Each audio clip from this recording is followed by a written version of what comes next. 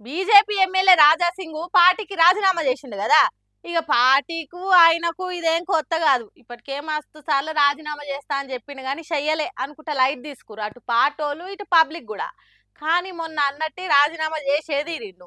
ఇప్పుడు పార్టీ కూడా ఆ రాజీనామాను స్వీకరించింది.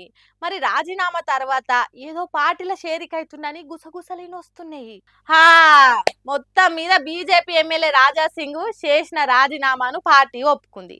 కొన్ని రోజుల సంధి బీజేపీలో ఇదే ముచ్చట హాట్ టాపిక్ అయింది కదా. సరిగ్గా పార్టీ రాష్ట్ర అధ్యక్షుడు ఎన్నిక టైంలోనే రాజా సింగ్ పార్టీకి రాజీనామా చేసిండు.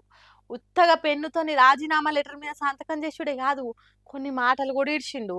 పార్టీలో ఏమైంది, ఎసొంటి రాజకీయం నడుస్తుంది అనుకుంటా గట్టిగా వాదిచ్చి చల్ ఈ పార్టీకి ఓ పెద్ద దండం, ఇలా నేను ఉండనే ఉండా అని వెళ్ళిపోయిండు.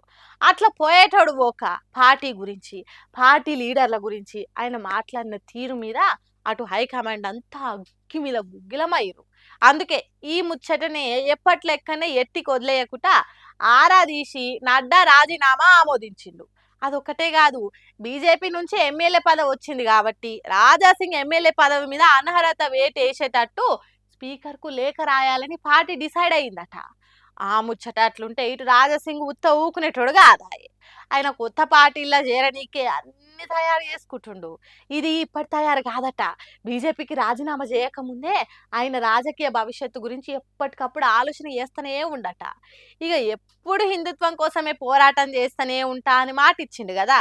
ఆ మాట మీదనే ఇప్పుడు శివసేన పార్టీలో చేరనీకే అన్ని తయారు పెట్టుకుండట. ఈ పార్టీకే శివసేన పెద్దలతోని మాట ముచ్చట గుట్ట అంతా అయిపోయిందట.